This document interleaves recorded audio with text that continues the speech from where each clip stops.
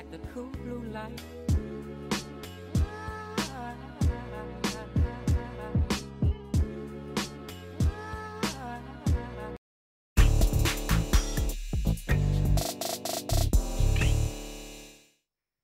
Bonjour à tous, je suis extrêmement heureux de vous retrouver pour notre 3e émission de Qui est-ce en live sur Twitch, sur Vedia.live et aujourd'hui sur Facebook. Le principe de l'émission est toujours le même, des invités vont se succéder, mais leur identité sera cachée et vous allez essayer de devoir deviner qui ils sont via le chat, vous posez des questions et ils répondent par oui ou non jusqu'à la découverte de leur identité. Et une coutume n'est pas toujours. Aujourd'hui, nous accueillons déjà un invité, Tom Ransonnet. Bonjour Tom Ransonnet. Bonjour. Comment vas-tu ? Très très bien, merci. Je suis très heureux de t'accueillir ici. Et donc, pour les auditeurs qui nous regardent, cette émission est centrée autour de sportifs de la région. Et donc, tu es un grand sportif de la région, on peut le dire ? Oui, apparemment. Non, très heureux d'être ici. Merci pour l'invitation. Et on peut dire qu'on est sportif, oui. C'est quoi ta spécialité ? Pour ceux qui ne te connaissent pas, tu fais donc du rallye, du WRC. Pour ceux qui ne connaissent pas le principe, qu'est-ce que c'est ? Alors, donc, je roule en championnat du monde de rallye, en WRC 3 junior plus précisément. Donc, on a à prendre les mêmes spéciales que le WRC, que Sébastien Ogier, que Sébastien Loeb, que Thierry Neuville, mais avec une voiture un peu plus inférieure, et avec dans une catégorie junior. Donc, on a tous la même voiture, les mêmes réglages, et Ouais. on se bat avec les mêmes armes, et c'est ça qui fait la beauté du sport. Et donc, c'est pas un sport qui se fait en circuit, ça se fait vraiment sur... Comment ça se passe ? C'est dans des chemins, dans des routes qui sont privatisées pour les événements ? Exactement. Donc, ce qui est bon au championnat du monde, c'est qu'il y a de la terre, il y a de la neige, il y a de l'asphalte, du gravier, il y a vraiment de tout. C'est sur des routes ouvertes, donc on peut en prêter des spéciales tous les jours, sauf que le week-end de rallye, voilà, c'est vraiment cloisonné, c'est une insécurité, tout est bien fermé et tout est bien organisé, mais c'est vraiment des routes qu'on peut en prêter dans la vie de tous les jours, donc c'est pas comme le circuit, on n'a pas vraiment droit à une erreur, c'est vite dans un mur, vite dans un arbre ou vite dans un mur de neige par exemple, donc on est très bien encadré, c'est très bien sécurisé, etc., mais c'est un peu plus à risque. Parce que toi, tu viens à la base du circuit, c'est ça ? Oui, donc j'ai commencé très tard. Hein. J'ai commencé à 18 ans en Fun Cup, donc c'est les coccinelles qu'on connaît sur le circuit. J'ai participé à l'un ou l'autre track day avec des voitures un peu plus performantes. Mais C'est sinon, quoi un track day ? c'est une journée test sur circuit, simplement, où les gens payent ou alors invitent des clients pour rouler sur Francorchamps, sur Zolder, sur Mété, un peu partout où on veut. Et un jour, j'ai décidé de participer à Volant Rallye, donc la fédération belge, donc qui est le Volant RACB National Team, où le but est en fait on paye 10 €, on roule sur Simu, il y a une qualification, ils reprennent les 50 meilleurs, on était plus ou moins 500. Ils reprennent les 50 meilleurs, et puis alors on passe sur route avec une voiture moderne, une 308, et puis alors ils ne reprennent plus que 12, et là c'était les finalistes avec vraiment une vraie voiture de rallye, etc. Et c'est là où j'ai gagné ce volant sans jamais avoir roulé en rallye de ma vie, et donc qui maintenant me propulse en championnat du monde. Allez. Et c'est ça le volant RACB que tu as gagné. Et ça te permet maintenant d'être professionnel et de pouvoir vivre de ça et de pouvoir t'entraîner à faire exclusivement ça. C'est vraiment, on connaît le sport moteur, c'est un sport qui est un peu compliqué de par aussi les moyens. J'avais pas forcément les moyens en démarrant et voilà, en même temps, un billet de 10 € sur un concours, voilà maintenant propulsé en championnat du monde. On a été champion de Belgique junior et de notre catégorie l'année passée, après un grave accident. Donc honnêtement, ça va très vite pour moi, mais tout se passe bien. On prend ça avec maturité et ça se passe de mieux en mieux. Maintenant, voilà, on a franchi un gros step au championnat du monde. Mais ça se passe bien, donc voilà, on va pas se plaindre. Ça te plaît la différence d'être passé du circuit au rallye maintenant ? C'est quoi qui fait la différence déjà entre les deux ? J'ai l'impression que en route, on doit être peut-être un peu plus juste, un peu plus précis, alors qu'en rallye, on doit peut-être être un peu plus audacieux. Oui, c'est bien résumé, mais la première différence, c'est qu'on est deux dans la voiture en rallye. Ouais. Ici, on est en circuit, on est le seul pilote. Et il y a beaucoup plus de travail en rallye. On est là déjà 10 jours à l'avance, 8 jours à l'avance. C'est les reconnaissances. On travaille les vidéos avant chaque rallye pour voir à peu près les spéciales qu'on va prêter. C'est beaucoup d'efforts physiques. On dort très très peu. Les spéciales sont très longues, les liaisons aussi. Donc on se lève à 5-6 heures du matin, on revient, il est 23 heures, donc on va faire des vidéos pour regarder, pour visualiser ou corriger nos notes. Et puis le rallye, généralement, c'est en 3 et 4 jours. Et là, c'est aussi un gros effort physique. En Sardaigne, il fera plus ou moins 60 degrés dans la voiture, sur des spéciales terre avec de la poussière, etc. Donc, C'est intense. C'est une grosse préparation. C'est moins circuit, ben voilà. On roule, on s'arrête, on parle avec les ingénieurs, on roule après. Enfin, c'est vraiment différent. J'adore les deux disciplines, mais c'est vraiment quelque chose de bien différent. C'est comme le foot et le mini-foot. Enfin, voilà, c'est bien différent.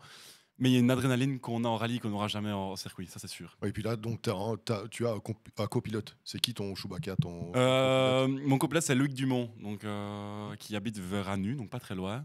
J'avais commencé avec Renaud Herman, qui est aussi de la région, mais Renaud avait décidé d'arrêter, donc je me suis dirigé vers Loïc, qui est un très bon copilote, et qui, lui, est toujours été dans le milieu du sport moteur. Son grand-père était Jean-Louis Dumont, donc un grand pilote, pilote officiel avec Marc Du, etc., donc qui était bien connu, et qui, lui, maintenant, se retrouve à ma droite, et tout se passe pour le mieux. Excellent. Alors, un des grands principes du Qui-est, puisque c'est le principe de l'émission, c'est de jouer aussi au Qui-est. Tu connais un peu le jeu? Je m'en rappelle vaguement quand j'étais jeune, mais oui, Vaguement, quand je tu connais. joues. Le principe est assez simple. On va chacun avoir un personnage mystère Oui. et on va essayer de devoir deviner celui de l'autre en posant des questions auxquelles on ne peut répondre que par oui ou non, évidemment. Et voilà, c'est un Qui-est qui a été pimpé pour l'occasion avec seulement des personnalités verviétoises et beaucoup de sportifs, vu que l'émission est basée autour des sportifs. Je te laisse tirer le tien. Déjà, est-ce que tu le connais? Non. Non. Il Ben, ne faut pas forcément le connaître pour ok, y jouer. ok. Tu peux le placer. Il y a une petite fente prévue pour Oui. ça. Ouais, exact. Et tu vas donc pouvoir poser des questions. Une question chacun, Mhm. à laquelle je peux répondre par oui ou non pour essayer de découvrir qui c'est. Tu veux commencer? À toi l'honneur. À moi l'honneur. Une question simple. Est-ce qu'il ou elle a des cheveux? Oui. Oui. Donc, je vais déjà pouvoir éliminer notre directeur. Jacques Zem, un grand guitariste. Est-ce qu'il y en a d'autres? René Haussmann aussi. Et c'est à peu près tout. À ton tour, vas-y. Est-ce que c'est un homme? C'est un homme. Je peux enlever la- Tu vas pouvoir enlever Moé Moran. Exactement. En haut à droite, on a aussi Hélène Piron, donc, qui était une de nos invitées de notre émission précédente. Hélène Bonten, pardon, qui est une invitée de notre émission précédente, qui a une petite ferme à Aubel. Et je rappelle déjà à tout le monde le principe de notre émission, c'est d'accueillir des invités, des sportifs.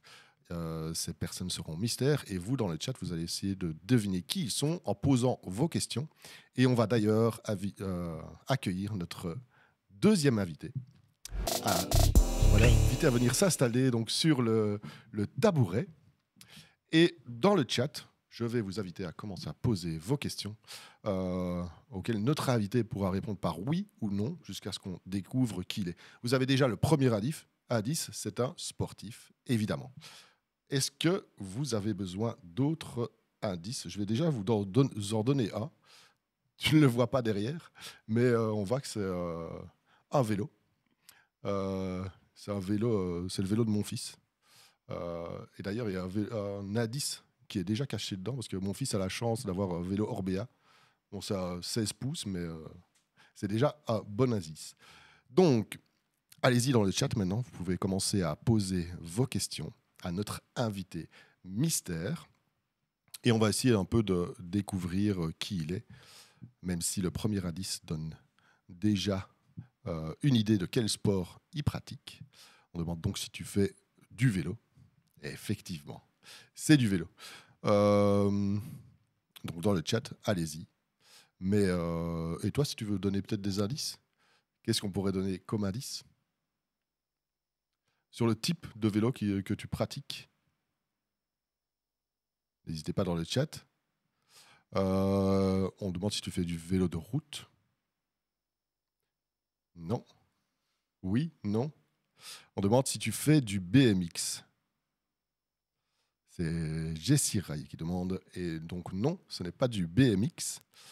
Qu'est-ce qui nous reste? Je vais vous donner un deuxième indice qui est plutôt évocateur sur le type, en tout cas, de vélo que tu fais. Donc c'est du country.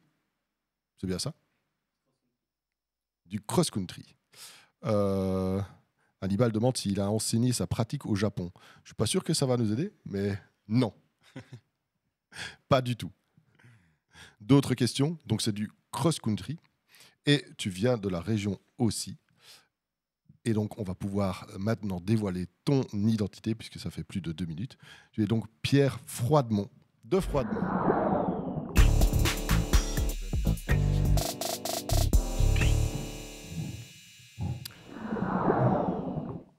Bonjour Pierre, comment vas-tu? Bonjour. Tu vas bien? Très bien, merci beaucoup. Donc, toi et tu as 25 ans et tu es pilote professionnel depuis 2022. Tu fais partie de l'équipe Orbea, c'est bien ça? Oui, tout à fait. Et donc, tu es un des numéro 1 belge en VTT. Oui, pour l'instant, j'occupe la première place au niveau belge au classement UCI, donc je suis actuellement 6e. Pour ceux qui ne connaissent pas encore vraiment le VTT cross-country, mets-nous un peu les bases. Ça se pratique en circuit, ça se pratique sur des longues C'est ça. distances, des Donc petites. en fait, ça se pratique en circuit. On effectue entre 6 et 7 tours. En fait, l'effort doit être compris plus ou moins entre 1h20 et 1h30.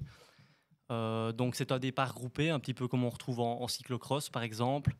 Et alors, c'est le premier athlète qui franchit la ligne d'arrivée qui gagne. Donc oui, c'est ça. En Coupe du Monde, on est plus ou moins à 1h20, 1h25 d'effort. Ouais, on voit des images ici. Tu avais participé à une de nos émissions, Ça roule. Oui, tout Une à fait. chouette Dans les bois de émission Spa, avec. là où j'ai quand même l'habitude de passer du temps et de m'entraîner. C'est ce qui t'a donné l'envie de faire ce sport-là, c'est d'habiter dans une région comme la nôtre aussi, qui est assez connue finalement pour le C'est ça. VTT. Oui, j'ai commencé dans un club à Theux, en fait, où j'ai pu passer les premières années et découvrir vraiment ce qu'était le VTT.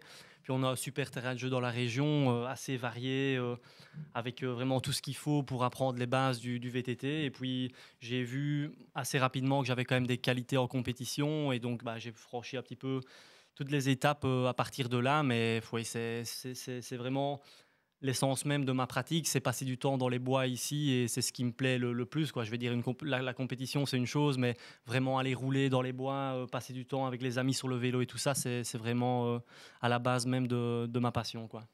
On demande si tu as participé au championnat du monde dans le chat. Oui, j'ai déjà Ouais. fait plusieurs championnats du monde, oui. Excellent. Tu as eu des grands résultats, des bons résultats qui t'ont. C'est surtout l'année passée, en fait, la première année que j'ai roulé sur Orbea, où ça s'est vraiment super bien passé. Donc, j'ai terminé 5e, donc premier podium en Coupe du Monde élite, c'était au Canada.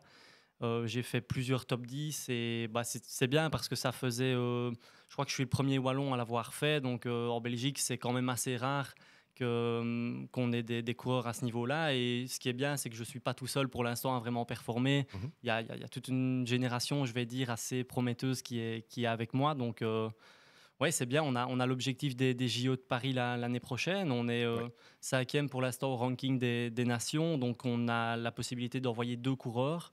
Donc pour l'instant, c'est moi et un néerlandophone. Et ouais, si on continue à bien performer comme ça, on va y aller tous les deux et ce sera une super aventure, je pense. Il reste combien de temps pour être qualifié? C'est quand est-ce que tu sauras que c'est bon? Déjà, à la fin de la saison, je saurais souffler et me dire, OK, sauf pépin physique ou chute pendant l'hiver, ce sera bon. Mais la qualif officielle devrait tomber, à mon avis, en mars ou avril l'année prochaine. Maintenant, si on continue comme ça, en octobre de cette année, on pourra dire, OK, on essaye d'être prudent l'hiver, on travaille correctement, on prend pas trop de risques et ça ira. Oui, c'est ça. Donc, ouais. On voit que donc tu fais partie de l'équipe Orbea. Oui. On voit là les images de ta présentation. Ça a changé quelque chose dans ta pratique ça t'a professionnalisé. Est-ce que ça a changé quelque chose? C'est une équipe factory, donc on est directement relié à l'usine. Donc, effectivement, sur l'encadrement, les courses, le matériel, c'est vraiment ce qu'il y a de plus haut comme niveau en VTT cross-country. Donc, j'ai la chance aussi d'avoir un salaire de leur part, donc vraiment de pouvoir vivre de ma passion. Donc, il y a quelques marques de vélo comme ça qui ont des équipes de cross-country directement en lien avec eux. Et moi, c'est Orbea, c'est une marque de vélo espagnole. Et pour l'instant, ça fait la 2e année que je suis sur ces vélos-là. Et ça se passe très bien et ils me font confiance. Donc, j'ai beaucoup de chance à ce niveau-là. Oui, on voit aussi que les images sont assez impressionnantes, hein. C'est vraiment engagé et technique. Oui, On n'a jamais peur de se casser quelque chose? Non, parce qu'en VTT, on se fait quand même rarement mal. Quand on tombe, franchement, il n'y a pas de gros risques. Maintenant, c'est vrai que les circuits ont tendance à évoluer. On rajoute quand même maintenant de l'artificiel, des passages où on doit être assez précis, on est très haut dans les pulses, mais il faut rester lucide et tout. On n'a pas une grande marge d'erreur. Pour avoir plus de spectacle? Oui, c'est ça, C'est pour l'idée. essayer que les circuits soient un peu plus courts, qu'on ait du spectacle, que ce soit aussi attrayant pour les gens qui suivent ça sur Eurosport ou sur les plateformes. Donc oui, il faut aussi que ce soit un beau sport à suivre. Maintenant, on a aussi tout un matériel qui évolue. Si on regarde 10 ou 15 ans en arrière, maintenant, on a des vélos qui nous permettent d'aller plus vite, de faire des choses qu'on n'aurait pas su faire quand on avait encore du 26 pouces ou qu'on n'avait pas de tige de selle télescopique. Ici, on a des fourches qui nous permettent quand même de faire des super trucs. Donc, on est aussi bien aidé par le matériel à ce niveau-là. Puis, c'est sûr que la préparation, c'est aussi un peu professionnalisé par rapport à la préparation physique, etc. Nous, on doit être aussi à ce niveau-là bien. Au Quoi. top. Ouais, au top. Excellent. Est-ce que tu connais le jeu Qui est-ce? Oui. Oui, Alors, oui, je vais oui. t'inviter à continuer. Ok. Vous allez jouer tous les deux ensemble et moi, va. je jouerai avec notre troisième invité. Je t'invite donc à me poser une question, si tu en as une, pour essayer de trouver mon personnage mystère. Est-ce qu'il a une barbe? Non, il n'a pas de barbe. Ok. Ça en fait pas beaucoup à pouvoir éliminer. Hein. On n'a pas beaucoup de barbus là dans l'équipe. Tu pourras juste, à mon avis, éliminer Tariq Moukrine. Ouais, il y en a quand même quelques-uns. Oui. Ça veut dire que- On a aussi Mpoku, le joueur de foot qui a Barbichette. une petite Oui, c'est barbichette. ça. Je crois que ça compte. Ouais. Et on avait aussi Julien de la Cahute, qui est aussi Oui. un des invités de notre dernière émission. Ouais, là on est bon. Alors moi, je vais poser la question, est-ce que c'est un homme? Non. Non. Ah, là, je vais vraiment pouvoir en éliminer beaucoup. Notamment Rapset, notamment Thierry Neuville. Il représente quelque chose pour toi, ça a été ou pas du tout? Est-ce que c'est une aspiration ou est-ce qu'à un moment donné, voilà, est-ce que... C'est clairement mon aspiration. Il a démarré au même poids que moi. C'est lui qui m'a sélectionné aussi à la base au rallye. Ah Donc, oui très clairement, oui, c'est vraiment lui qui est l'essence même de ma motivation. Je me dis que s'il était arrivé, il avait plus ou moins, je veux dire, on a un peu la même histoire. Il est germanophone, mais il n'avait pas forcément les moyens de pouvoir monter et y arriver comme il l'est aujourd'hui. Il a fait ce volant, il l'a gagné, il est monté d'année en année. Je suis à peu près le même chemin pour l'instant. Maintenant, le championnat du monde et surtout le WRC, les pilotes WRC, c'est vraiment des extraterrestres, honnêtement. Ah oui. Je prends toujours le cas où je me dis, si on mettait Lewis Hamilton dans une voiture de rallye, il serait une minute derrière, tandis que si on mettait Thierry Neuville dans la Formule 1, il sera à 2 secondes. Donc, c'est vraiment pour moi les pilotes les meilleurs. Oui, les meilleurs au monde, les plus complets. Mais c'est clairement un rêve. Et pour l'instant, j'espère pouvoir continuer à suivre ces traces. Et c'est sûr que j'entretiens une petite relation avec Thierry. On se envoie quelques messages, on se voit à des événements, etc. Donc c'est clairement un rêve de déjà pouvoir lui parler, mais encore plus de pouvoir suivre ses traces. Excellent. Pour le moment, tu es en WRC junior. Oui. Comment est-ce qu'on fait pour passer en WRC Alors, par exemple, le WRC junior offre une possibilité de passer en WRC 2. Donc, si on est champion de WRC 3 junior, on a déjà 4 courses payées par Ford, qui est déjà pas mal. Et ensuite, voilà, c'est toujours une question de moyens, une question d'expérience surtout en rallye. Je veux dire, on peut prendre n'importe quel pilote si on le met, on met face à un expert italien, par exemple, alors que Thierry n'a jamais roulé en Italie, l'expert italien sera devant parce que forcément, c'est pas la même route qu'on côtoie généralement ici, c'est pas du tout le même terrain. Le rallye est clairement la base même est l'expérience. Maintenant, il y a toujours certains pilotes qui sortent du lot, mais il n'y a rien à faire, c'est l'expérience qui prime. Mais c'est comme tout, c'est les moyens. Comment est-ce que tu fais pour t'entraîner? Parce que sur un vélo, j'imagine bien comment on peut s'entraîner. Mais maintenant, il n'y a pas beaucoup d'entraînement. C'est pas comme le circuit, on peut se dire je vais prendre ma voiture, je vais aller sur le c'est circuit comme un track day ou un test day. En rallye, ça devient très compliqué de pouvoir s'entraîner, parce qu'il faut toujours maintenant des marshals, il faut une ambulance, il faut des autorisations. On sait bien que le rallye, voilà, ça passe sur des routes ouvertes où les gens doivent fermer la circulation. Les riverains doivent ne pas être là ou ne peuvent plus rentrer chez eux. Donc c'est un peu compliqué, ça devient de pire en pire. On sait bien que aussi avec l'écologie, etc., ça n'a pas toujours une belle réputation. Donc on va pas se le cacher, c'est très compliqué de pouvoir en fait faire des tests. Donc c'est vraiment... Allez, ici, je vais partir en Sardaigne, je devais rouler le week-end passé en Italie pour pouvoir justement me préparer. Il y a eu les inondations, donc j'ai pas su aller rouler. Donc je vais arriver en Sardaigne sans jamais avoir roulé de ma vie sur le gravier, et je vais découvrir là-bas, quoi. Donc je pars déjà avec un bel handicap par rapport aux autres qui ont déjà roulé là-bas. Donc c'est pas une préparation où on peut s'entraîner des heures et des jours sur un circuit, c'est vraiment de l'improvisation. Il n'y a même pas des simulateurs ou des choses comme ça qui permettent un peu d'avoir les sensations? Alors, il y a les simulateurs. Maintenant, c'est jamais les mêmes spéciales. Donc, il n'y aura jamais un jeu où on pourra se dire, oh, je suis passé là hier en voiture. Et puis, il n'y a rien à faire. Prendre un virage en sac en simulateur, et on se dit, bon, on verra bien. Hein.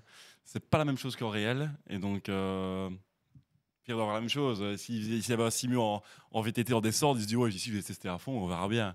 Ouais. Quand on est dans le réel, c'est pas du tout pareil. Donc, c'est vraiment un sport un peu atypique. On a beaucoup d'improvisation et beaucoup de changements lors du week-end. Excellent.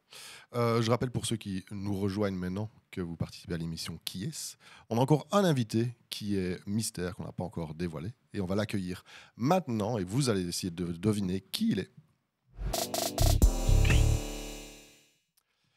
Voici notre troisième invité, un troisième sportif. Et donc je rappelle via le chat, vous pouvez poser vos questions. Notre invité répond par oui ou non jusqu'à ce qu'on découvre qui il est. Première question simple, est-ce que tu es un garçon ? C'est donc une bonne réponse. Alors je vais prendre sur mes slides qui ne sont pas dans le bon ordre. Voilà, des indices. Hop, des indices. Un premier indice qu'on pourra donner, en tout cas, on voit trois matières, de la terre, des graviers et de l'asphalte. Et donc dans le chat, vous pouvez poser vos questions pour essayer de découvrir qui est notre troisième invité. Pépito demande si tu fais du surf. On aurait peut-être mis du sable comme indice. Et pas forcément ces trois matières-là. Donc non, ce n'est pas du surf. On va peut-être donner directement un deuxième indice. On est donc sur de la moto. Les connaisseurs reconnaîtront peut-être le type de moto. Mais c'est surtout un numéro qu'on a mis en avant, c'est le 177. Parce que c'est ton numéro fétiche, plutôt le 77, c'est bien ça ? Donc c'est le 77. Alors il y a quelqu'un qui demande si est-ce que tu ferais pas du wrap. À mon avis, ça veut dire c'est plutôt le son de la moto. Ouais. On pourrait peut-être l'entendre comme ça. Donc oui, c'est bien de la moto. Plus brap. C'est plus brap. Voilà. Et donc ça se fait, c'est un type de moto qui se fait, enfin un type de compétition, voilà, qui se fait sur du gravier, de l'asphalte et de la terre. On a Ascaria qui nous dit bonjour, donc c'est bien ça. Et donc c'est du super motard, c'est bien ça. Voilà. Et tu viens de la région et on va donc découvrir maintenant ton nom. Tu es donc Niels Van de Berg. Bonjour à toi. Je t'invite à t'asseoir à côté de nous.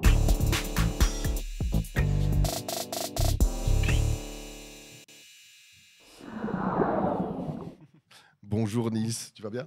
Bien et vous ? Donc tu fais du super motard. Pour les personnes qui nous suivent et qui ne savent pas forcément ce que c'est, est-ce que tu peux nous résumer en gros, qu'est-ce que c'est ? Donc du super motard, c'est une moto. On va dire on part sur une moto de cross où on change les roues et on change les pneus.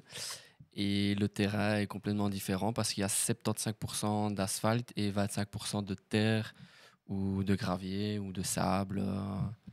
Donc c'est du super moto. C'est un peu le petit frère du motocross, quoi. Le petit frère du motocross. Parce qu'avant, tu faisais de la motocross. Ça fait 4 ans que tu t'es lancé dans le super motard.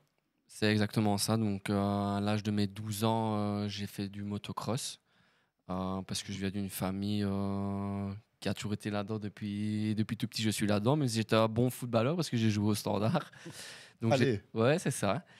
Donc, j'étais un peu partagé et mon parrain d'autre, Thierry Godefroy, c'est un grand sportif qui a été champion d'Europe et plusieurs fois champion de Belgique.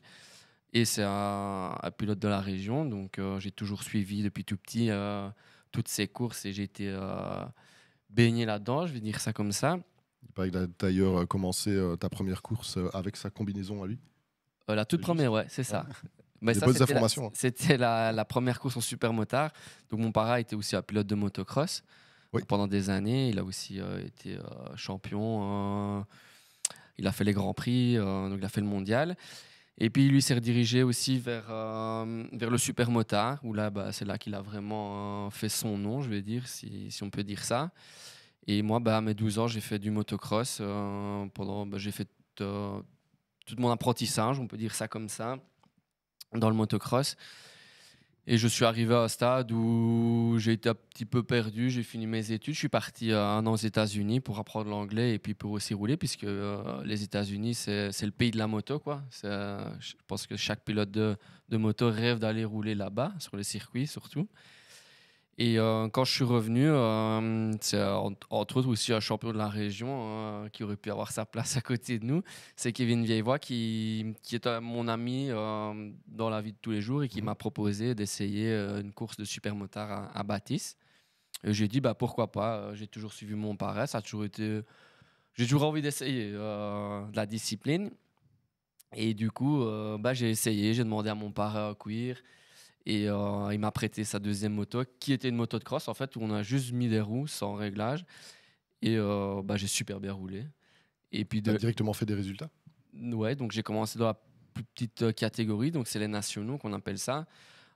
J'ai fait un podium. Et puis de là, il m'a dit écoute, tu veux essayer le Superbiker de Mété? Donc ça, le Superbiker de Mété, c'est le plus gros événement mondial qu'on peut avoir dans le supermoto, dans cette discipline. Et du coup, j'ai dit non, t'es fou, je saurais pas, j'ai jamais roulé en supermotard. On est en train de parler d'un circuit en plus comme Baptiste où il y a beaucoup de terre, donc j'étais beaucoup avantagé, on peut dire ça comme ça. Et je lui dis là, je vais me retrouver avec tous des mecs. Je dis non. Il me dit pourquoi pas, essaye. T'es là pour le fun. Et je lui dis tu sais quoi, ok, vas-y, deal. Du coup, j'ai roulé, j'ai réussi à me qualifier dans les 80 meilleurs, donc dans la demi-finale. Et puis après ça, il me dit tu veux pas faire une saison avec moi? Parce que lui, je pense qu'il était tout seul de son côté et avoir quelqu'un avec lui pour s'entraîner. Et puis je pense que à son âge, je pense qu'il avait envie aussi de s'occuper et vouloir donner ce que lui, on lui a donné. Donc il avait envie de s'occuper d'un jeune. Et puis en plus, on est des amis. Donc je pense que l'un dans l'autre, tout se mettait bien pour lui et pour moi. Donc on est parti, je l'ai rejoint et grâce à lui, j'ai de suite mordu. Il m'a aidé dans les entraînements et puis même dans le matériel. Et puis on a progressé et on s'était donné l'objectif d'être champion la première année dans ma catégorie nationaux. C'est ce qu'on a fait. On était champion en Belgique et on a été champion Benny Cup. Et puis l'année d'après, je suis monté de catégorie. Puis malheureusement, il y a eu le Covid alors. Donc ça nous a mis un gros coup. Parce que notre saison, elle commence au mois de mars-avril, je vais dire, et elle se finit au mois d'octobre. Donc je venais d'être champion, donc j'étais motivé à bloc pour recommencer. Donc je me suis entraîné tout l'hiver et puis arrivé à la première course une semaine avant, ils ont tout bloqué, quoi. Donc là, grosse déception quand même.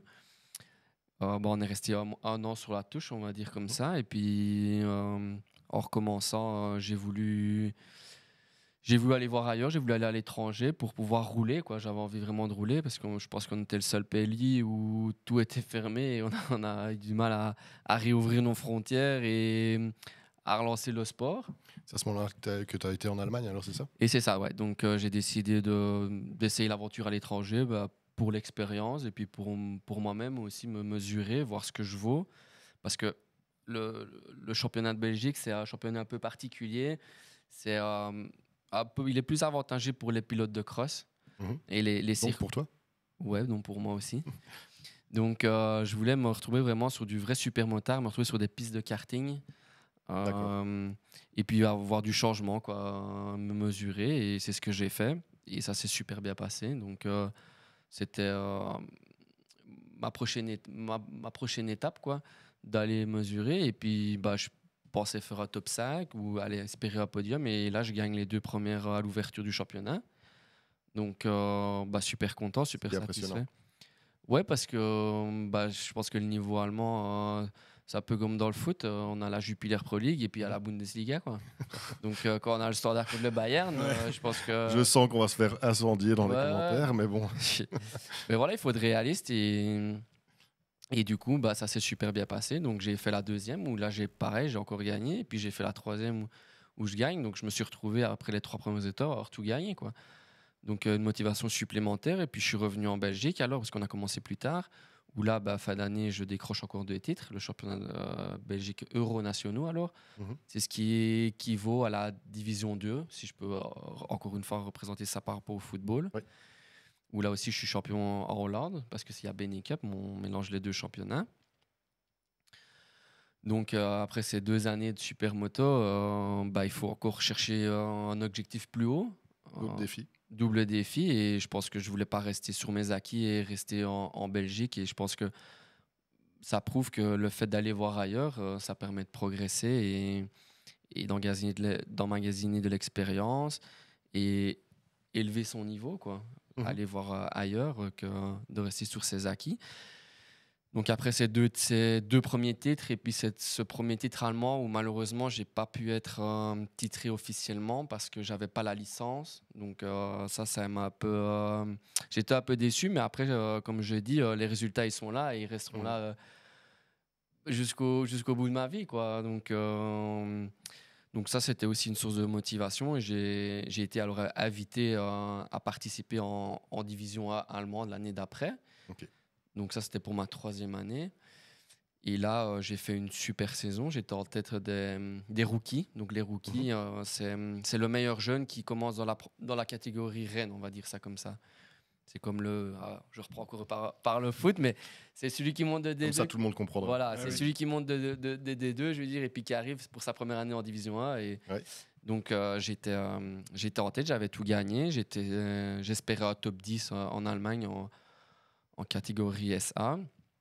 Et j'étais 9e, et puis malheureusement, championnat de Belgique sur une course, j'ai fait une grosse chute.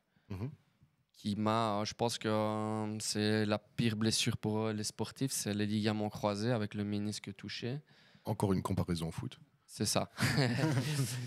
Mais ouais, donc une grosse blessure à fin de saison. C'est dommage parce que je faisais encore une belle saison en Allemagne. En Belgique, un peu moins. J'étais un peu stressé, un peu nerveux parce que j'étais fort attendu avec les 2 titres que je venais d'avoir et puis les résultats que je faisais à l'étranger. Donc j'étais beaucoup attendu et je me suis mis une petite pression en Belgique que j'ai pas bien géré. Je pense les supporters et puis tout le monde attendait que je sois là et que je sois devant. Bon, après, j'ai fait des bons résultats en Belgique début d'année aussi, mais j'ai fait pas mal d'erreurs d'apprentissage aussi. C'était la pression? Ouais. Pas su gérer. Comment est-ce qu'on surmonte la pression quand vous êtes tous les 3 de grands sportifs, de grands champions? Vous avez quand même la pression qui vient chaque fois aux compétitions. Est-ce que vous gérez ça? Vous avez une manière de gérer ça? Pas qu'il y ait de bonne ou de mauvaise manière. C'est juste, moi, par exemple, je reprends l'exemple de Nils. Quand je roule à Spa, j'ai jamais été aussi mauvais que quand je roule à Spa, par exemple. Parce que on est attendu, il y a nos amis, on se met une pression, on veut pas faire d'erreur, etc. Et au final, on oublie l'essence même qui est le sport et la passion. Je pense qu'il y a pas. Il faut faire le vide dans sa tête. Au final, c'est comme dans un métier, si on venait faire une présentation devant nos collègues, pourquoi être stressé? On fait ce qu'on aime, on fait ce qu'on désire, et au final, il y a la pression du résultat. Exactement. On veut être tellement performant que c'est une mauvaise pression. Maintenant, c'est légitime à tout le monde, on veut toujours bien faire. Je pense que ce soit pour n'importe quel sportif. Mais c'est clair que c'est ça aussi qui fait les bons sportifs, c'est qu'ils arrivent à pouvoir bien gérer la pression. Mais c'est pas toujours facile. Exactement.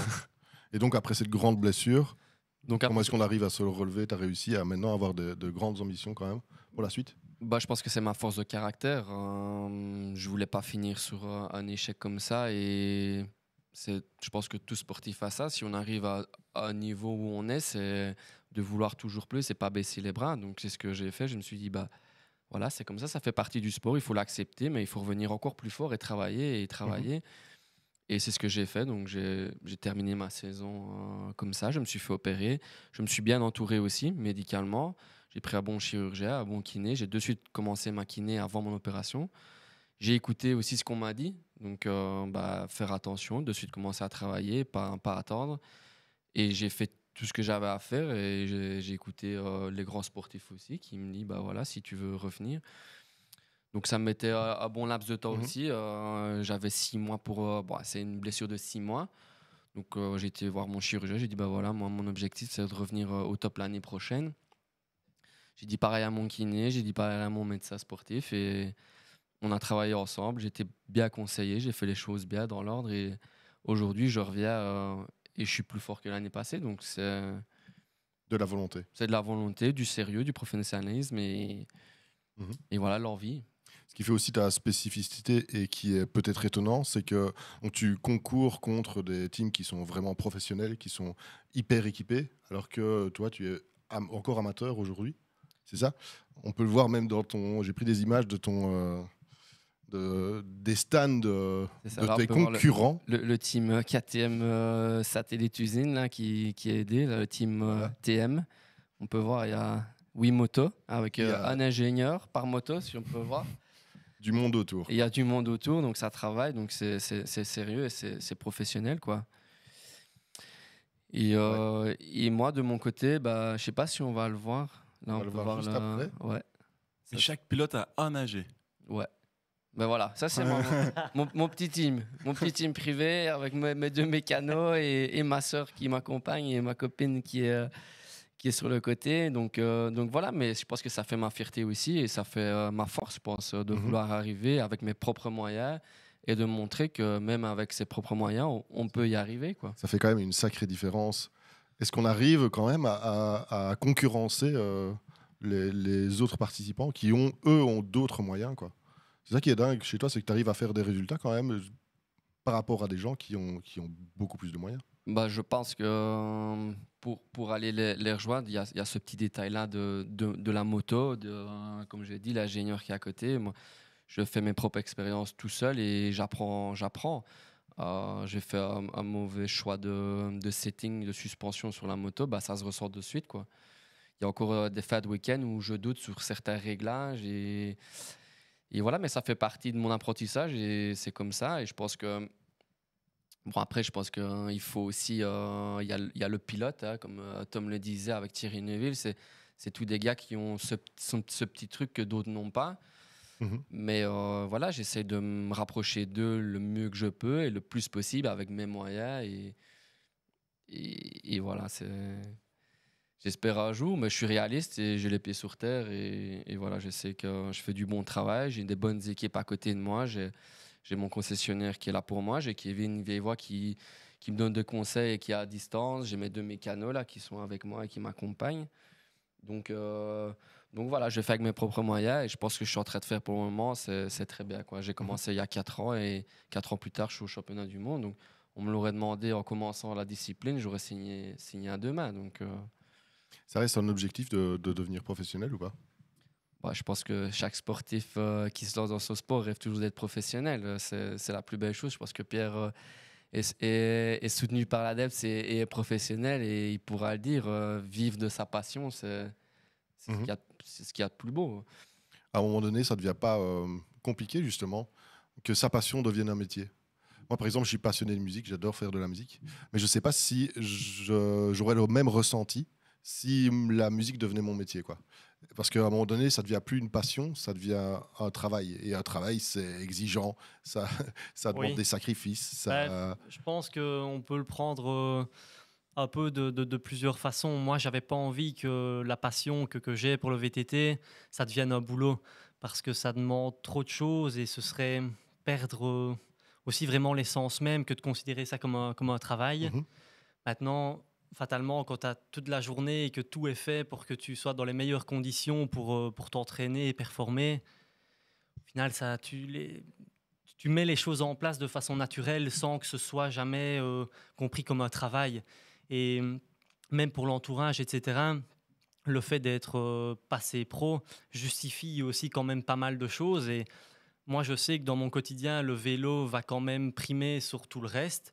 Et puis, voilà, en fonction de ça, j'organise après les choses comme je veux, une fois que l'entraînement, etc., est passé. Mais c'est surtout un confort. Et là, je voyais les images. C'est vrai que niveau logistique, si tu dois tout organiser toi-même, etc., ça te prend une énergie, des tracas, toutes des choses comme ça, qu'une fois que tu es pro et que tu as des gens qui le font pour toi et tout, ben, c'est un confort de vie et toute cette énergie-là que tu gagnes. C'est sûr que sur le vélo, tu le sens et c'est pareil dans plein d'autres sports.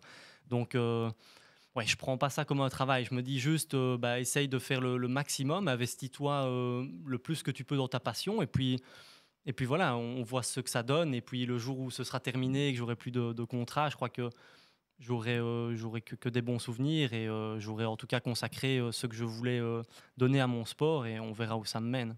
Tu arrives quand même à aller faire du vélo en dehors de ça ou pas? Simplement pour le plaisir. Oui, bien sûr, parce que c'est la base. Ouais. Euh, je sens parfois, donc le VTT, c'est vraiment mon sport, et je dois quand même passer beaucoup de temps sur la route comme à l'entraînement. Et quand j'ai des semaines à 30 heures d'entraînement où j'ai 6 jours sur 7 du vélo de route, à un moment donné, naturellement, je sens que je commence à me perdre un petit peu, et que je suis focalisé sur des choses qui ne sont pas vraiment en lien avec le VTT, ma passion. Et donc, naturellement, je sens qu'à un moment donné, ok, je dois juste aller prendre mon vélo, arrêter de regarder mon chrono, de regarder mes chiffres, et juste aller rouler 2 heures dans les bois avec mes amis. Et voilà, quand j'ai ça, je sais que je suis de nouveau reparti dans un cycle plus positif. Donc, ouais, il y a le VTT plaisir, c'est la reste là. base. Et puis alors de ça, tu acceptes ou non de faire les sacrifices et les heures qu'il faut. Mais oui, si je prends le truc inverse, et que je me dis que je dois faire autant de kilomètres et rouler autant d'heures, etc., alors là, ça ne va plus vraiment ça ne colle plus vraiment à ma personnalité, quoi, en fait. Et donc, ça ne fonctionne plus pour moi. Et ça, on est chacun différent. Donc, voilà, il faut aussi connaître un petit peu, se connaître soi-même, et savoir un peu ce qui nous anime. Et, Mhm. ouais, mais c'est ça aussi que je suis content. C'est que je sais, quand les compétitions sont finies, j'aurai toujours du plaisir à faire du vélo 2 ou 3 fois par semaine, aller une randonnée le dimanche. Et parce que c'est par là que j'ai commencé, et c'est ce qui me plaît le plus au final. C'est ce qui te passionne. Oui. D'ailleurs, est-ce que vous vous déplacez en vélo au quotidien ou pas? Vu qu'on confronte un peu les sports moteurs et les sports musculaires ici, Non. dans le Pour quotidien, le non? plaisir, mais pas dans le quotidien. Les distances que je fais généralement Ouais. sont trop longues. Donc, Parce que dans cette émission, on aime aussi confronter les invités. Donc j'ai préparé un petit quiz pour vous qui pose des questions sur la dualité justement entre le vélo et les voitures. Je vais aller reprendre mon quiz. Vous avez d'ailleurs des buzzers juste devant vous. Et vous pouvez les tester, ils marchent bien, normalement. ok. Donc ce sera au plus rapide. Il y a chaque fois des propositions aux questions. Et donc c'est chaque fois sur le règlement entre les voitures ou les motos et les vélos. Ça, c'est permis. Première question, exactement. Et dans le chat, n'hésitez pas aussi à jouer et à essayer de répondre aux questions le plus rapidement possible. Première question, je passe rapidement en voiture déposer des fleurs chez ma bonne maman Suzanne. Puis-je m'arrêter sur la piste cyclable qui longe la maison de ma grand-mère? Je crois que c'est Pierre qui a été le plus rapide. Aussi. On va dire là-dessus. Alors, est-ce que c'est oui, parce qu'est-ce qu'on ferait pas pour bonne maman, ou non, tu feras le grand tour? Moi, je dirais jamais de la vie que c'est un peu dangereux de faire ça, même si je comprends quand même l'idée, que ce soit pratique de le faire. Mais non, je pense que pour la sécurité des cyclistes, il vaut mieux éviter. C'est très juste. Un point pour Pierre. Donc, la règle est simple à connaître. Voilà, la piste cyclable, c'est une voie réservée au vélo, et juste au vélo, quel que soit le motif ou la durée, on ne peut pas s'y arrêter. Tiens, le dernier album de Panade vient de sortir. Il sera parfait pour un trajet à la sortie du boulot, dans mon casque sans fil, dernière génération.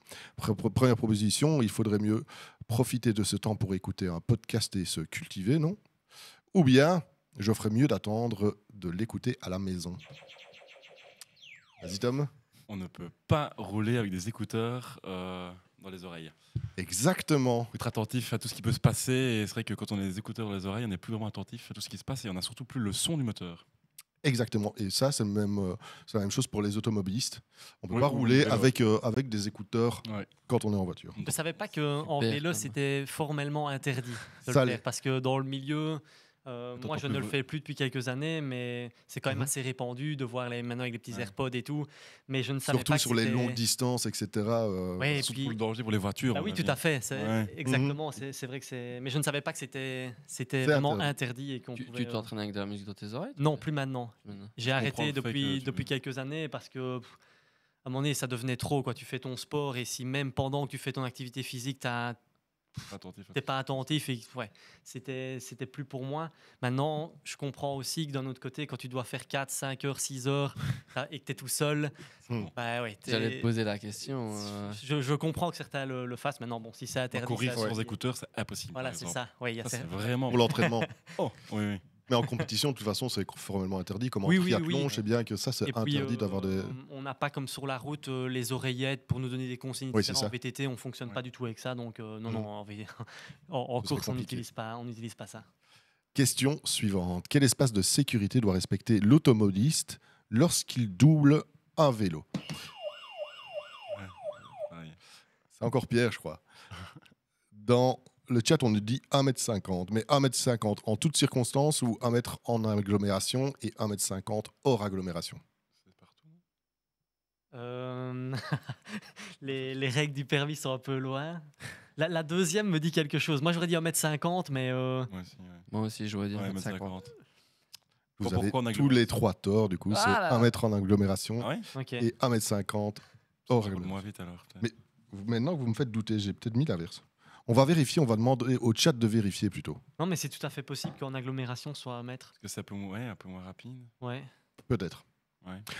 Tous les matins, je croise mon voisin en train de se promener avec son fils de 7 ans à vélo sur le trottoir. Demain matin, je l'arrête et je lui précise que le petit Enzo n'a pas le droit de faire cela car les vélos n'ont pas le droit d'emprunter les trottoirs. Et demain matin, je les laisse tranquilles parce que Enzo est petit et qu'il a bien le droit de s'amuser. Oui, Tom? J'aurais tendance à dire que le petit Enzo, il aurait bien raison de voler sur le trottoir, mais il ne peut pas. Ah oui, non? Je laisse un droit de réponse cette fois-ci aux autres. Bah, moi, j'aurais envie de dire tant mieux qu'ils roulent sur le trottoir, mais je pense Ouais. que les vélos ne peuvent pas rouler sur le trottoir. Oui, moi, je dirais que par bon sens, Oui, bien sûr. on va pas. Enfin, On va dire au Là, petit c'est Enzo, selon le code Oui. de la route. Hein. Ah oui, mais c'est- que c'est- si les vélos commencent à rouler sur les trottoirs, après on s'en sort pas entre les passants et tout. Donc je pense que sur un trottoir, c'est bien de. Parce que le de petit pas Enzo, rouler. s'il rate son frein, qui fonce de la bobane avec ses courses, ça peut être dangereux. Ce serait bien que le petit Enzo pousse un peu son vélo Ouais. en marchant Ouais. sur le trottoir. Ce serait peut-être mieux, mais là, vous avez tous les 3 torts, encore une fois. Parce que on peut aller sur le trottoir en vélo, mais jusqu'à 8 ans. Ah, ok. Ouais. Ok. Voilà. Et du coup, c'est moi là, alors ça, quand il part. Non, on va dire que c'est juste 0. Prochaine question. Je suis en vélo, je suis arrêté à un carrefour. Le feu rouge semble durer des heures et je suis en retard pour le travail. Il n'y a personne sur les voies. Est-ce que je peux griller le feu rouge si je vais en face ou à droite ou j'attends patiemment? On va attendre patiemment. On ne sait jamais. Tant pis pour le travail. Exactement. On ne grille pas un feu rouge, sauf indication de contraire. Vous avez peut-être déjà vu les petits Ouais. triangles là, Ouais. avec autorisation de Ouais, tourner ça, à c'est droite. top. Mais s'il n'y a pas ce sigle, c'est non. Donc ça fait 1 point pour tout le monde. Exact. Je sors de chez le coiffeur et j'ai un rendez-vous dans 1 heure. Impossible pour moi d'enfiler un casque, ça va tout ruiner. Mauvaise idée ou bonne idée? Mauvaise idée pour la coupe de cheveux, mais Ouais, Est-ce que mais j'ai le droit de rouler sans casque ou pas? pas du tout. avant on pouvait, maintenant je pense que c'est obligatoire. Pas du tout. Est-ce qu'on a une idée dans le chat? Pépito nous dit mauvaise idée. Ascaria nous dit laissez rouler Enzo. Ok. C'est une méga mauvaise idée. Maintenant, je ne sais pas si on peut être réprimandé si on ne le porte pas. Je pense, moi, quand tu vois même tous les policiers, ils sont toujours avec un casque. Ah oui. et, Ouais. Eh non, bien, ouais, non. il y Il Le y a casque, des anciens Ouais. cyclos, tu vois, des Oui, puristes qui exactement, sont oui, avec les exactement. cheveux collés en Voilà. ça qu'on arrière. pouvait sans pas, à mon le avis, casque. avant, maintenant on eh doit. bien, légalement, on risque rien. Le casque, il est obligatoire jusqu'à 12 ans. Ok, ah bah oui. Ça, c'est fou. Mais sinon, on peut rouler sans. Maintenant, Ok. elle est sur la coiffeuse, donc elle a pas 12 ans. Elle pourrait. Ouais. Ma compagne et moi sommes tous les deux à vélo, côte à côte. On a un débat houleux sur le choix des fleurs pour notre mariage. Derrière nous, Tom Ranceneux nous fait un signe. Il veut nous doubler. Qu'est-ce que je dois faire? Est-ce que je me range en fil simple et je laisse Tom nous doubler? Vaut mieux. Ou je reste à côté de ma compagne? Je n'ai aucune obligation envers les automobilistes et il est important qu'elle comprenne que les roses pour un mariage, c'est démodé. C'est la dernière question. On va dire que c'est le but en or, puisqu'on aime les analogies footballistiques. Relis bien, Nils. Je me Alors, range est-ce en que fil je simple et dois me laisse la ranger? voie- Je me range en. Enfin, Oui. J'ai envie de dire ça, mais je sais pas si c'est obligé. Donc, Eh bien, si, c'est juste. C'est donc gagné pour toi. bah voilà, bingo, patch. Il va falloir faire une croix sur Tiens. le débat, parce qu'on autorise évidemment à rouler en côte à côte, mais les cyclistes doivent se ranger et se mettre en file simple dès que la chute du jour apparaît. Et dans tous les cas où les conditions de circulation l'exigent. Question par rapport à ça, on se la pose régulièrement avec des gens avec qui on roule. Est-ce qu'il n'y a pas aussi une histoire en agglomération ou hors agglomération? Genre que quand on est en agglomération, on peut rouler à deux, mais que ce n'est pas autorisé quand on est hors agglo. Alors ou l'inverse. Mais je me pose la question de savoir si c'est autorisé de tout temps ou s'il y a quand même une nuance avec ça. Oui, il faudra peut-être encore une fois demander au chat de nous aider sur ce coup-là. On a le permis de conduire. Et... Mais je crois... Ça fait peur. Nul n'est censé... ignorer la loi, mais effectivement, je pense que normalement, on doit... parce que le nombre de fois qu'on se fait klaxonner avec des gens qui râlent... ne pas le faire en agglomération, je crois. Il y en a qui n'aiment pas les cyclistes non plus, et il y en a qui exagèrent. C'est vrai qu'il y a quand même un bon sens, et c'est vrai que quand on voit qu'il y a une file qui commence à s'accumuler, etc., ça coûte rien de mettre un petit coup de frein et de se remettre derrière, et on est comme ça beaucoup plus en sécurité que de rester à deux de front, absolument. C'est vrai que c'est un peu du bon sens, et... Voilà. C'est du respect aussi. Hein, oui, pour ne pas non plus gêner les voitures qui sont derrière, parce que c'est vrai que c'est pelant quand les cyclistes prennent la moitié de la route et tout. C'est un cycliste qui le dit. Hein. Certains abusent, non, mais c'est vrai. Mais en tant que cycliste aussi, se faire klaxonner après 3 secondes parce que voilà, on se range pas ou que voilà, c'est des fois. Ah non, moi je trouve quand même que ça se passe bien et il y a quand même une bonne cohabitation, je trouve, même si les risques ont quand même un petit peu augmenté et tout, je ne discute pas, mais c'est encore assez bien et safe sur les routes, moi je trouve, en tout cas, en y étant quasiment tous les jours, les gens sont encore respectueux entre eux, c'est quand même aussi important de le dire. Peut-être pas partout, mais oui, c'est vrai. Ça dépend aussi si... Ouais. Le côté flamand est beaucoup plus vélo que... Oui, c'est vrai. Si tu vas même en Hollande, pas très loin d'ici, c'est une mentalité différente, mais enfin... C'est encore possible de cohabiter ensemble. Tu t'entraînes aussi sur les routes ou pas du tout? Je passe quand même beaucoup de temps sur la route parce que j'ai certains entraînements VTT spécifiques, mais le gros de la préparation se passe aussi sur la route pour les kilomètres, pour faire des longues sorties, etc. Donc je passe quand même beaucoup de temps sur nos routes. Excellent. Bah oui, mais on a aussi une région qui s'y prête bien aussi. Parfait, c'est magnifique. On a vraiment plein de côtes. On sait faire du super travail. On s'est bossé en qualité, pas très loin de la maison. Donc c'est idéal pour ça. On n'a malheureusement pas les mêmes routes niveau état qu'au Luxembourg ou en Hollande, par exemple. Mais bon, ça fait aussi un peu son charme. On doit un peu zigzaguer, se débrouiller. Ça fait partie du travail. C'est une très belle région. On a de la chance de rouler ici. Ça, c'est sûr. Toi, tu as la chance aussi d'avoir un circuit Bilstein. C'est un circuit de motocross ou de moto où ils font aussi du supermoteur là-bas? À Bilstein, c'est un domaine en fait. Donc, c'est un domaine avec une petite piste de supermotard assez technique. Donc il y en a une quand même. Ouais, il y en a une. Bon, elle n'est pas ouverte tout le temps. Elle est juste ouverte le premier mercredi du mois.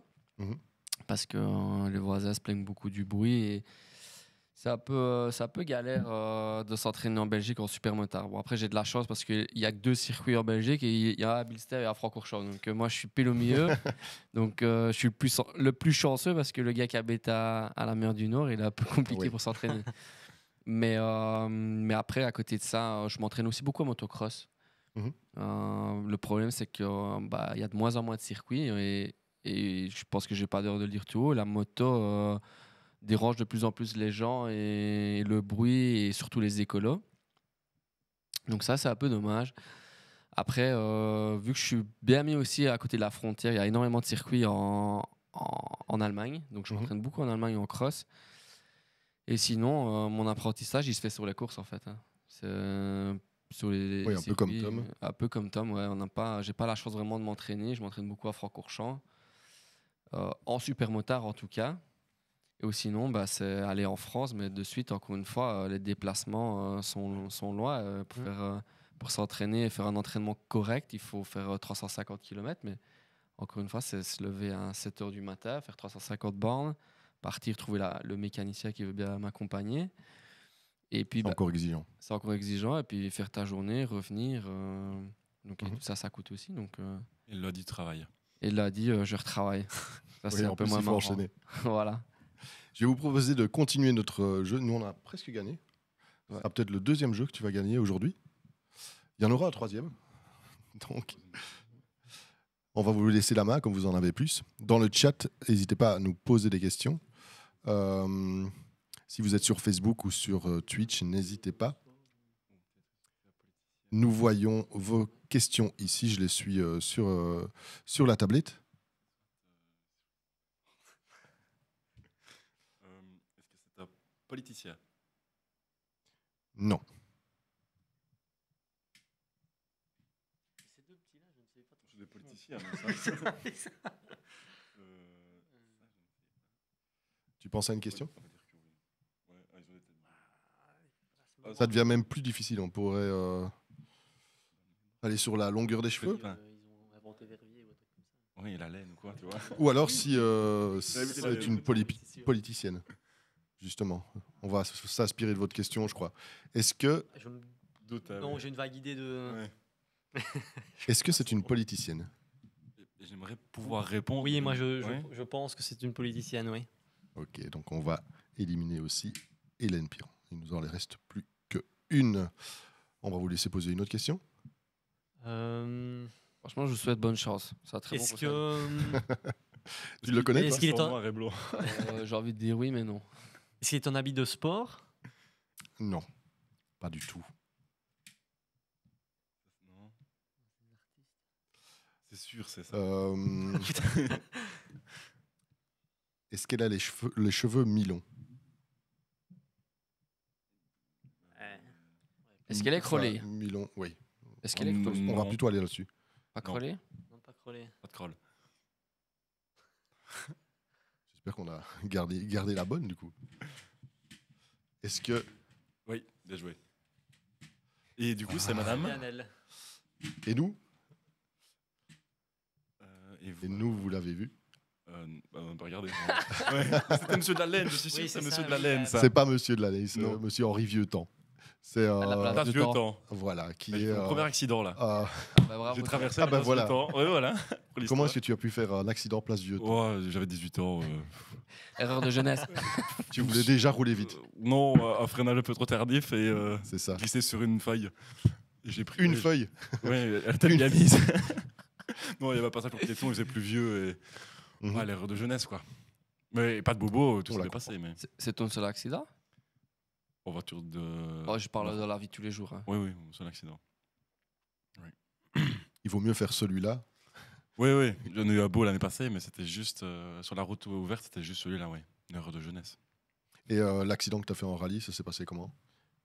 C'était au rallye de Namur, il y a un an et un mois maintenant. Et on m'a toujours dit que je manquais de confiance en moi. Et je suis arrivé au rallye de Wallonie en me disant, je vais tout gagner. Parce que l'année d'avant, j'avais Je vais bien prendre des roulé. risques. Et je me suis dit, oui, voilà. Et en fait, en rallye, il y a deux possibilités de réglage sur la boîte de vitesse. On peut avoir une boîte de vitesse longue, une boîte de vitesse courte. Donc courte, on va vraiment plus passer les rapports beaucoup plus vite, on aura beaucoup plus de couple, mais on sera plus vite à Rupteur. vitesse, au rupteur, exactement. La boîte longue, bah, c'est fait pour les plus longues distances. Et j'avais mon concurrent était vraiment, j'avais déjà roulé avec lui l'année passée, il avait déjà été champion, mais on était très proches. Et je démarre le rallye en me disant, allez, ça va aller quoi. Mauvaise approche, je suis toujours resté très humble, les pieds sur terre, en me disant, je vais le faire, on verra bien. Et je pense que ça a toujours été une de mes forces. Je me prenais pas trop la tête. Et ici, dans la première spéciale, je me prends 17 secondes. Je n'avais jamais pris ça dans toute ma vie. Et là, je sors de la spéciale, je regarde mon père, je dis, je comprends pas. J'ai jamais autant attaqué. Et puis je comprends que lui avait mis le boîte longue et moi la boîte courte. Et je suis resté 1 minute 40 au rupteur et lui pas. Donc forcément, je perdais 15 km/h en ligne droite. Mhm. La spéciale d'après, je me dis, allez, elle est déjà plus courte, ça va aller. 1 seconde. Je me dis, c'est pas possible. Et je me suis mis dans une position dans laquelle j'avais jamais été de ma vie. C'est que j'étais un peu au dépourvu. Je me faisais prendre beaucoup de secondes. T'es acculé. Oui, et je comprenais pas pourquoi. Dans la troisième spéciale, c'est une spéciale très rapide, un peu circuit. Et là, je me suis dit, je débranche. Je veux ce meilleur temps. Et qui est complètement débile parce que c'était la spéciale, on était le plus sur le rupteur. Donc, du coup, moi, je l'étais encore plus.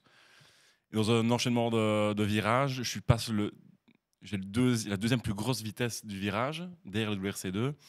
Et à l'approche de K6, donc de Dan, j'appuie un petit peu trop sur le frein qui déstabilise la voiture. Et là, je pars à 170, j'impacte le mur à 170, de profil. Et ça, c'est vraiment le pire, c'est l'arrêt net en rallye. Et en fait, l'arceau est venu casser mes jambes, est venu me broyer, est venu me coincer dans la voiture. Ce qui fait que je ne sentais plus mes jambes, je ne sentais plus mes pieds, je ne sentais plus mon bassin. Donc là, forcément, on se dit pourquoi je ne fais pas du tennis. Et c'est vraiment ce que je me suis dit, parce que je jouais pas au tennis avant. Et là, ça a été vraiment galère. Je restais 1h45 coincé dans la voiture. Commençais à être bâché, plus voir mon copilote. Mon père arrivait tout dépourvu, en ne sachant rien faire. On pense un peu tout. Je me suis commencé à me dire, j'avais toujours dit, si je deviens paraplégique, j'ai pas eu cette vie-là, etc. Et puis là, je commençais déjà à penser, je vais aménager mon appartement, etc. Enfin, on commençait déjà un peu cette philosophie-là. Ça a duré longtemps. Les secours sont venus quand même assez longtemps après. Et puis, ils ont commencé à essayer de me désincarcérer en voyant que j'avais pas vraiment de pronostic vital à engager. Et alors là, la galère. Ils essaient d'ouvrir et de me décoincer les jambes, sauf que c'était le bas de caisse qui remontait. Et puis, ils essaient de pousser le bas de caisse et de nouveau l'arceau qui revenait me broyer les jambes. Après 1h30, je pense qu'ils ont réussi à m'enlever une jambe. Et là, je me souviens que j'ai dit, s'il vous plaît, sortez-moi de là, quoi. J'en pouvais plus. Et alors, ils m'ont vraiment piqué, ils m'ont mis sous morphine. Et là, je me souviens plus de rien. Je me souviens juste être dans l'ambulance. À ce moment-là, je demandais après ma copine, même ma famille, etc. Enfin, j'étais vraiment tout dépourvu. Et puis après, donc, j'avais juste un tibia cassé, un tibia péroné. Juste ça, au final. On s'en sort bien. On s'en sort très, très bien. Et 2 mois après, je faisais Ypres et on a gagné Ypres au championnat du monde. Donc, comme Nils, volonté, persévérance, entourage et soutien. Et c'est ce qui fait notre force aussi. Et que j'ai jamais été aussi fort que maintenant parce que je sais d'où on vient. Et voilà, c'est le mental, quoi. Oui, c'est fou de pouvoir sortir de là et pouvoir retourner dans une voiture et reprendre les risques. On a peur après de reprendre des risques ou pas? Quand je me suis mis dans la voiture un mois après dedans, je me suis vraiment senti mal. Et puis j'ai fait une course. J'avais eu l'accord du médecin pour mettre le pied à terre 2 jours après. Donc je suis arrivé en boitant. Ouais, ça va aller, nickel. Et ça a été très dur parce que physiquement, je n'étais pas du tout prêt. Parce qu'il n'y a rien à faire quand on est plus d'1 mois dans notre divan à rien savoir faire. On perd beaucoup de muscles. Et donc, j'ai fait les 25 heures Fun Cup juste pour me mettre dedans. On les gagne. Et puis 2 semaines après, je faisais Ypres et on les gagne aussi. Donc c'était. Ça t'a remis de la confiance. Oui, heureusement que j'ai fait ça avant. Ouais.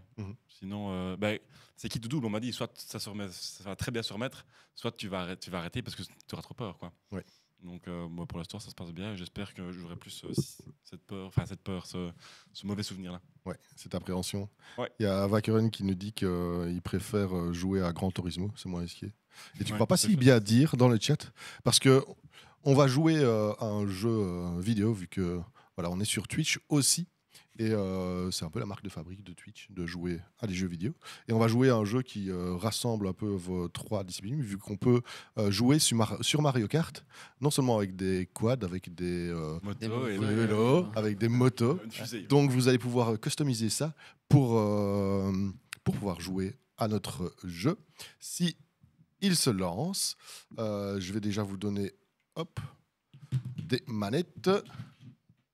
Voilà, celle-ci. Et celle-là. Merci.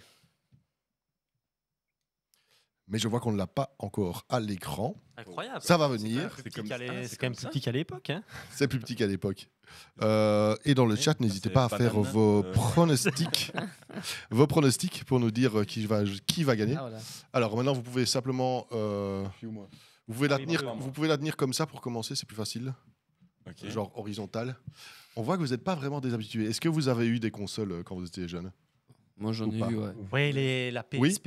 Oui, j'ai eu la PSP, la PS3, et puis j'ai eu 14 ans. Attendez, c'est moi qui ai mis. Voilà. J'aimais bien faire autre chose. Donc, pas vraiment des gamers? Non, du tout. Non, moi j'étais beaucoup sur le vélo. D'ailleurs, Nils venait de jouer dans mon jardin. Vous sélectionnez avec le bouton de droite? Ouais, X alors. Ouais. Ah ouais. Le bouton de droite.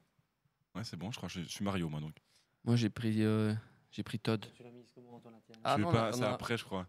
Je sais pas bien comment on doit jouer. En fait. Attends, je crois que la tienne. Est-ce que je peux la voir? Je suis pas sûr qu'elle soit allumée la tienne. Si, là voilà. Ok.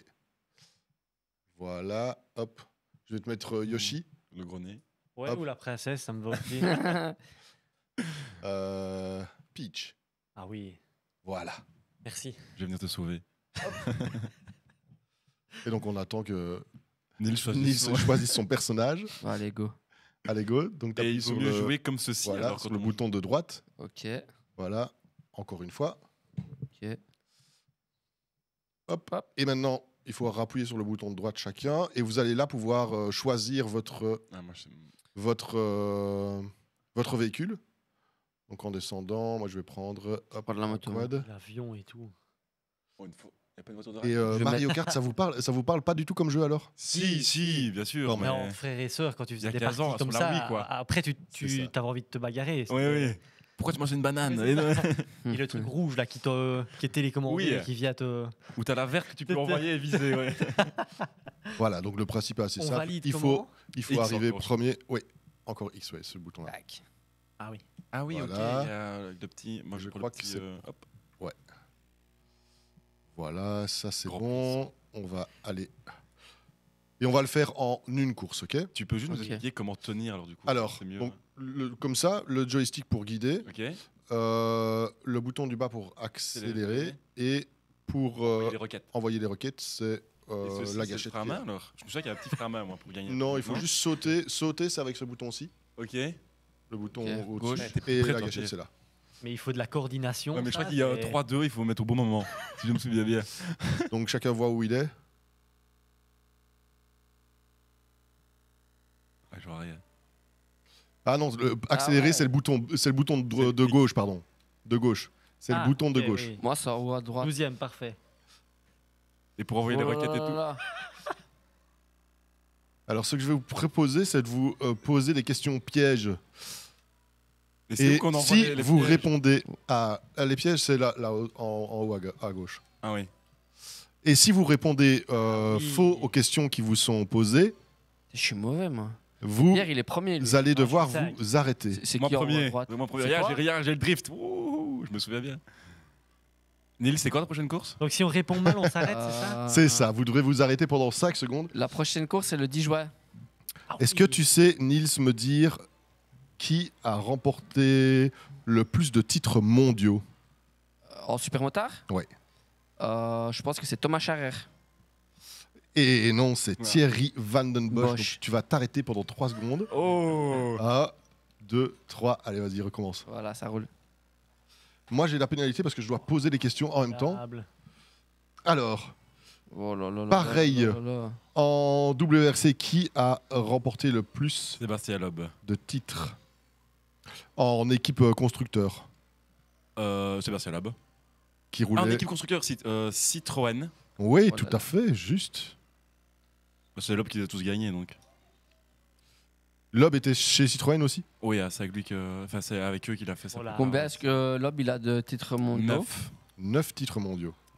Et Thierry, monsieur. Qui est combien premier là? C'est Peach qui est Ouais, premier? c'est moi, pour c'est l'instant, toi. là. Ah, c'est toi qui m'as dépassé. Pierre, Ouais, bien machine. sûr. Là. Non. Moi, je suis pas du tout concentré. Il n'y a pas une question pour Pierre? Oula. Si, la voilà, la voilà, la voilà. Alors, attends, je me concentre sur la route pour essayer de la Oh lire. là là là là, qui est-ce que je fais, moi? Parce que j'ai les pneus plus. Oh, mais allez, il y a tout le monde qui me. Allez. Où s'est déroulé le championnat du monde VTC en 2021? VTT. VTC. Allez, mauvaise VTT. réponse. Allez, tu vas. XC. Pourquoi tout le monde me bourre dedans? En 2021.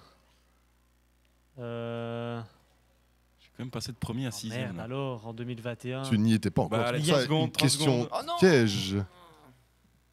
J'étais premier, je me retrouve 7ème. Bah, Pierre a gagné en fait. Non, c'est toi, Pierre, en bas à Ouais. gauche. Mais il n'a pas encore donné sa réponse. Ouais. Non, c'est ça. Donc, Il va oui. devoir s'arrêter. Hein. Ouais.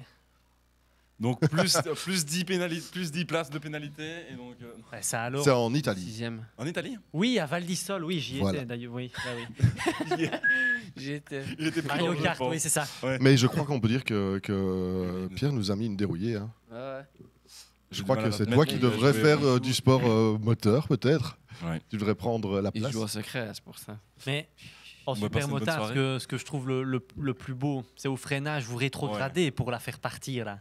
C'est ça, ouais. Comment est-ce que ça vient comme ça en t'amenant un jour Bah, c'est. ligne droite, puis tu rétrogrades En fait, et les t'aimes motos pas, sont équipées d'un anti-dribbling Ok. dans l'embrayage.